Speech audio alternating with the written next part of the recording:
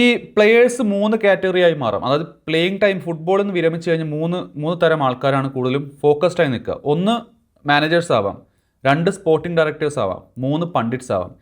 ഈ പണ്ഡിറ്റ്സ് ആവുന്നതേ ഈ 2 പണിയെടുക്കാൻ അറിയാത്തവനാണ്. ഈ 2 സ്ഥാനത്തിനും, അതായത് മാനേജർ ആവാനും ഫുട്ബോൾ ഡയറക്ടറോ സ്പോർട്ടിംഗ് ഡയറക്ടറോ ആവാനും കഴിവില്ലാത്ത ആൾക്കാരാണ് പണ്ഡിറ്റ്സ് ആവുന്നത്.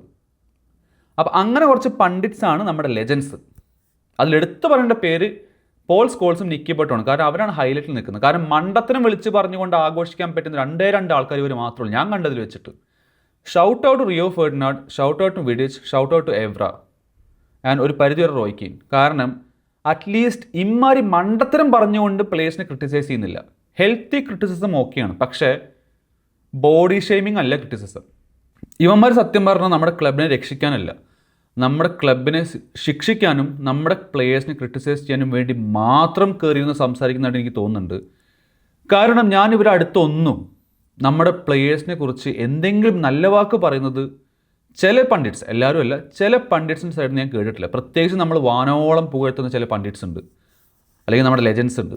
അതിലൊരാളാണ് പോൾ സ്കോൾസ്, നിക്കി ബട്ട്. ഇവരൊക്കെ കളിക്കുന്ന സമയത്ത് അന്യായ പ്ലെയേഴ്സ് ആയിരുന്നു. പക്ഷേ ബുദ്ധിയില്ലായ്മ ഒരു കുറവായി കണ്ടുകൊണ്ട് പലതും വിളിച്ച് പറയുന്നത് ലെജൻഡറി സ്റ്റാറ്റസിന് ചേർന്നതല്ലെന്നും അല്ലെങ്കിൽ ഒരു ഫുട്ബോൾ ലെജൻഡിന് ചേർന്നതല്ലെന്നും ഞാനിവിടെ പറയാൻ ആഗ്രഹിക്കുകയാണ്.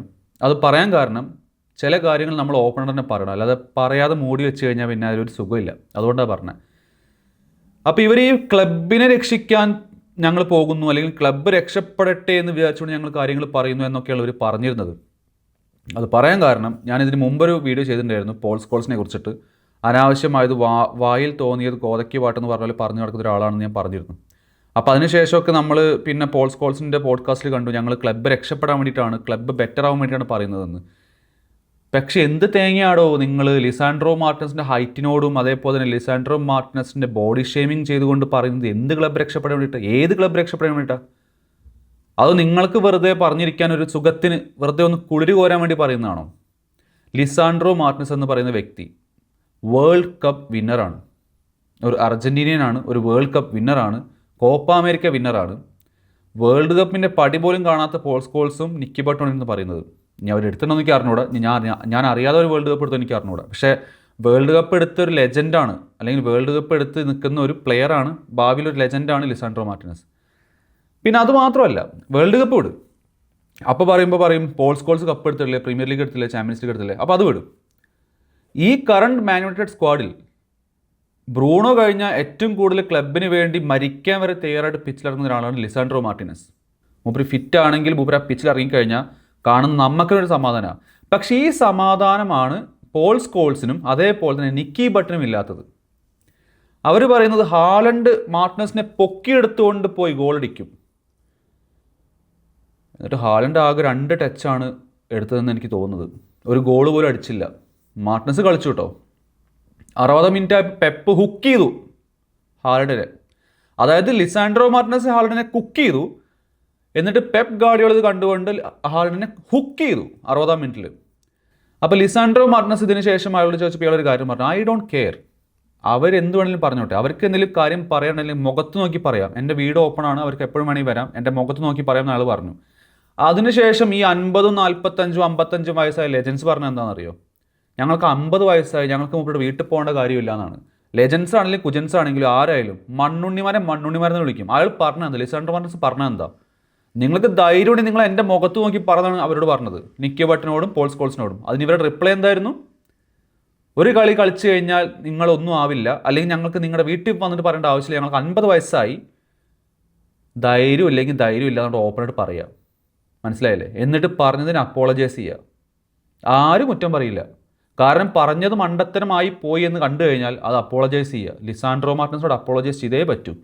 അത് നമ്മൾ ഓരോ മാൻ യുണൈറ്റഡ് ഫാനും പറയുന്നുണ്ട്. അതിൽ ലെജൻഡ് സ്റ്റാറ്റസ് ഒരു തേങ്ങയില്ല. മണ്ടത്തരം വിളിച്ച് പറഞ്ഞാൽ അത് ഏത് ലെജൻഡായാലും ഏത് ഫാനായാലും ഏത് കോച്ചായാലും ഏത് പ്ലെയർ ആയാലും നമ്മളെടുത്ത് പറയുന്നത് ചെയ്യും.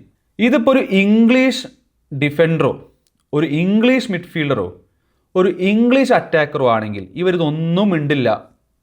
കാരണം വീട്ടിൽ കയറി ചെന്നിരിക്കാൻ പറ്റില്ല. സോഷ്യൽ മീഡിയയും അതേപോലെ തന്നെ ഇംഗ്ലീഷ് മീഡിയയും ഒരു റോസ്റ്റ് ചെയ്ത് കളയും. അതാണ് സംഭവം. അതുകൊണ്ട് സുഖമായിട്ട് നമ്മുടെ പോർച്ചുഗീസിനെയോ അല്ലെങ്കിൽ ഒരു അർജൻറ്റീനയോ ബ്രസീലിനെ പിക്ക് ചെയ്യാൻ പറ്റും. കാരണം ആരും മിണ്ടില്ലല്ലോ. അതാണ് ടാർഗറ്റിംഗ്. ഇത് കോൺസ്റ്റൻ്റ് ആയിട്ട് നടക്കുന്ന സംഭവമാണ്.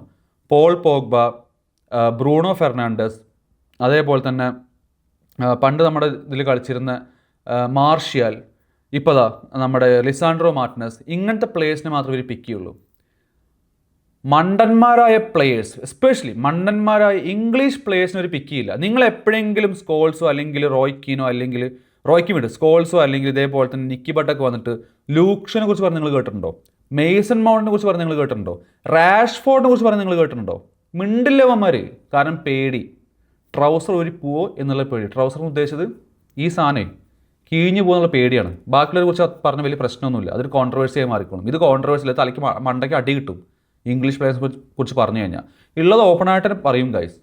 ആർക്കും ദേഷ്യമൊന്നും കാര്യമില്ല. ലെജൻസ് ആണ് നിങ്ങളുടെയൊക്കെ ഫേവറേറ്റ് പ്ലെയർ ആയിരിക്കും. പക്ഷേ അത് പ്ലെയറിൽ ലെജൻസ് ആണെങ്കിൽ ലെജൻസിൻ്റെ സ്റ്റാൻഡേർഡ് കീപ്പ് ചെയ്യണം. അല്ലാതെ വന്നിട്ട് ഊളത്തിനും വിളിച്ച് പറയില്ല വേണ്ടത്. വിഷമമുണ്ട്, സങ്കടമുണ്ട്, ഡിസപ്പോയിൻമെൻ്റ് ആണ്. അതുകൊണ്ടാണ് ഇങ്ങനെ സംസാരിക്കുന്നത്. ഒന്നും വിചാരിക്കരുത്. ഉള്ള കാര്യം ഓപ്പണായിട്ട് പറയുകയാണ്. നിങ്ങൾ അംഗീകരിക്കുന്നില്ലെങ്കിൽ നിങ്ങൾക്ക് കമൻറ്റ് ചെയ്യാം. അംഗീകരിക്കുന്നുണ്ടെങ്കിൽ ഈ വീഡിയോക്ക് നിങ്ങൾ ലൈക്ക് ചെയ്യാം. വേറെ സംഭവം കൂടി ഉണ്ട്, ഇൻസെക്യൂരിറ്റി. അതായത് എനിക്ക് ചിലപ്പോൾ തോന്നാറുണ്ട് ഈ ലെജൻസിനൊക്കെ, അല്ലെങ്കിൽ ഇപ്പോൾ നമ്മുടെ യുണൈറ്റഡ് ലെജൻസ് ആയിട്ടുള്ള ആൾക്കാർക്കൊക്കെ ഇൻസെക്യൂരിറ്റി ഭയങ്കരമായിട്ട് കൂടുതലാണ്. കാരണം ഇനി ഇപ്പോൾ ഉള്ള പ്ലേയേഴ്സ് അങ്ങനെ നന്നായി കളിച്ച് നമ്മൾ ഈ പഹന്മാർ പോയിട്ട് വല്ല കപ്പും അടിച്ചാലോ എന്നാൽ നമ്മുടെ ലെഗസി എവിടെ പോകുന്നുള്ള പേടി കുറേ മണ്ണുണ്ണികൾക്ക് ഉണ്ട്. മണ്ണുണ്ണികളായിട്ടുള്ള പണ്ഡിറ്റ്സിനുണ്ട്. ഞാൻ പറഞ്ഞ എല്ലാവരും അല്ല, മണ്ണുണ്ണികളായിട്ടുള്ള പണ്ഡിറ്റ്സിനുണ്ട്. അതേപോലെ തന്നെ ഈ പോഡ്കാസ്റ്റ് കൾച്ചർ ഇപ്പോൾ നമ്മൾ കണ്ടുവരുന്ന സംഭവമാണ്. എല്ലാ ലെജൻസിനും പോഡ്കാസ്റ്റാണ്. Gary Neville, Paul Scholes, Rio Fernando, എല്ലാവർക്കും പോഡ്കാസ്റ്റാണ്.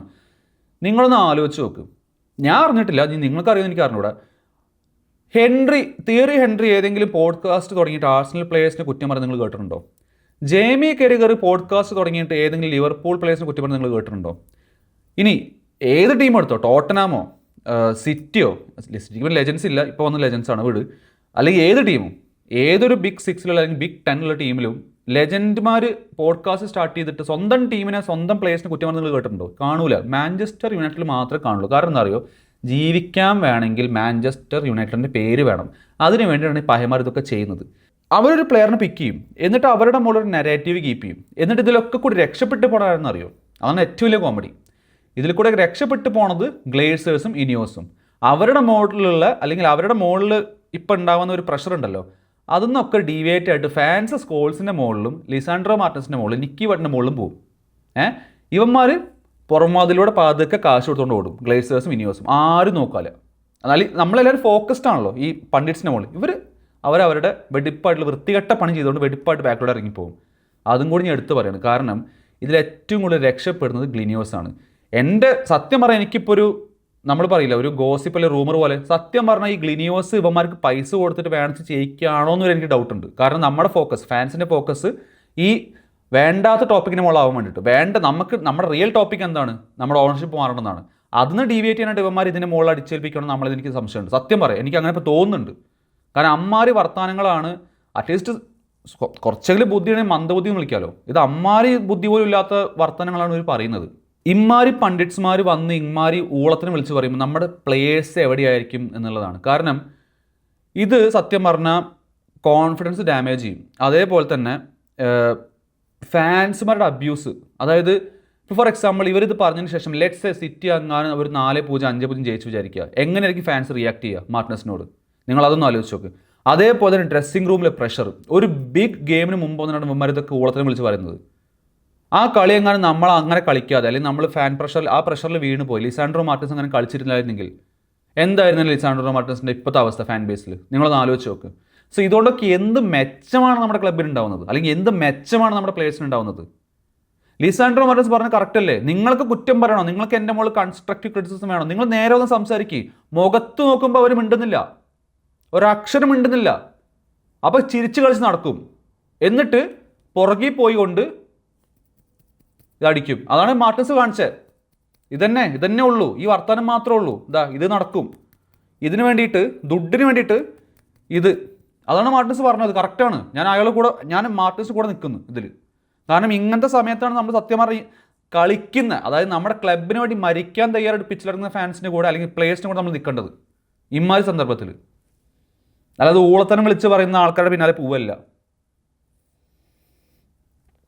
ഞാൻ ഒരു കാര്യം പറയാം, ഞാൻ എന്തുകൊണ്ടാണ് ഈ പോഡ്കാസ്റ്റ് കൾച്ചർ ഞാനിവിടെ എടുത്ത് പറയാൻ കാരണം വെച്ചിട്ടുണ്ടെങ്കിൽ we have to wake up. ഇത് ഈ പോണ പോക്കിൽ ഇവന്മാർ സത്യം പറഞ്ഞാൽ ക്ലബിനെ മുച്ചൂട് മുടിപ്പിക്കും ഈ പോഡ്കാസ്റ്റും വെച്ചിട്ട്. കാരണം എല്ലാ ദിവസവും ഡ്രാമയാണ്, എല്ലാ ദിവസവും നെഗറ്റീവാണ്. നമ്മളൊരു നന്നായി കളിച്ചൊരു കളി ജയിച്ചു കഴിഞ്ഞാൽ അപ്രിഷിയേറ്റ് ചെയ്യുക, അല്ലാതെ പോയിട്ട് ഡിപ്രിഷിയേറ്റ് ചെയ്യല്ല വേണ്ടത് ക്ലബിനെ അല്ലെങ്കിൽ പ്ലേയേഴ്സിനെ. ഞാൻ പറയുന്ന എല്ലാ പ്ലേയേഴ്സിനും അല്ല, നമ്മുടെ ക്ലബിൽ എത്രയോ നമ്മുടെ ബാഡ്ജ് ധരിക്കാൻ അവകാശമില്ലാത്ത, അല്ലെങ്കിൽ അത് ധരിക്കാൻ ഒരു % പോലും അർഹതയില്ലാത്ത പ്ലേയേഴ്സ് ഉണ്ട്. അവരെ കുറിച്ച് പറ.